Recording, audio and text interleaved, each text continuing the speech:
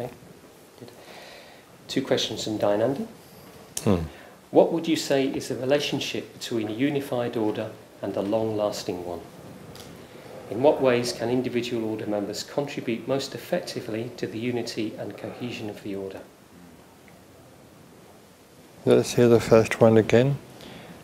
That's all one question, actually. Yeah, in 2 for the first sentence. What would you say is the relationship between a unified order and a long-lasting one? But one is speaking in terms of an order, which does suggest something which is unified at least to some extent to begin with. Huh?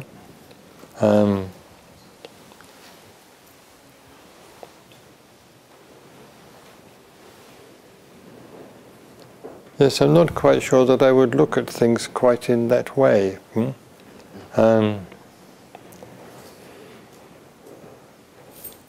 Because something can be unified in a rigid way, and it can be unified in a more relaxed way. So perhaps the question is, if an order or the order is to be a long-lived one, is it more likely to be long-lived if it is rather rigidly unified, or if it was unified in a more relaxed sort of way? Do you see what I'm getting at? And I'm not sure. There are various historical examples. There is, for instance, the Catholic Church. One could say that that was unified in a rather rigid sort of way, and it certainly lasted. So sometimes, yes, an order or a spiritual movement that does last a long time if it's unified in that sort of way. But then one might say, well, look at Buddhism. Yeah? If we take Buddhism as a whole, it's certainly not very unified. It's very quickly split up into all sorts of separate traditions, even separate orders, independent sects. So one could say that if one takes Buddhism as a whole, as constituting, as it were, one order, or even just taking the Bhikshu Sangha as just one order, yes, it has continued. It has continued into the future. It has continued for a long time because it was unified in a more relaxed sort of way. So I don't think one can say whether the more rigid or the more relaxed mode of unification does contribute more to the long life of an order or religious body or organization. But then what was the second part? In what ways can individual order members contribute most effectively to the unity and cohesion of the order? Well, clearly by their practice of the fundamental principles, for which the order stands.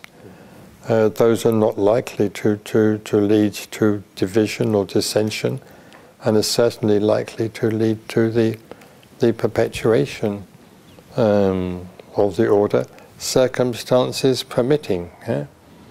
Because supposing a tyrant or a dictator was to come along and just wipe you all out, well, whoever unified you were, well, that wouldn't help very much. In fact, it might enable him to get at you more easily. So yes, it's the practice of each individual order member that eventually, in the long run, contributes to the cohesion and to the continued existence of the order. So one should reflect on that how one lives as an order member, is having an effect all the time, from day to day and week to week, on the life, the vitality, the continued existence or otherwise of the order as a whole. Because last year I did travel around a bit, quite a bit more than I'd done for some time. I visited centres on the continent. I visited SN, the SN Centre. I visited the Stockholm Centre, the Paris Centre, and here back in the UK I visited a number of centres. And I must say that I was very impressed by what I found. Some of these places, both on the continent and here at home, I hadn't visited for 7 or 8 years. And during that period, it was quite evident a very great deal of progress had been made in terms of an increased number of order members, a greatly increased number of mitras, and greatly flourishing activities.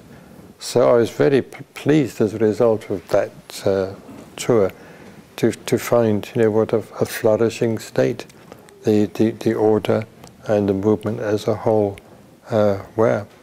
I know that there are little local difficulties here and there. I know that there are differences of opinion here and there.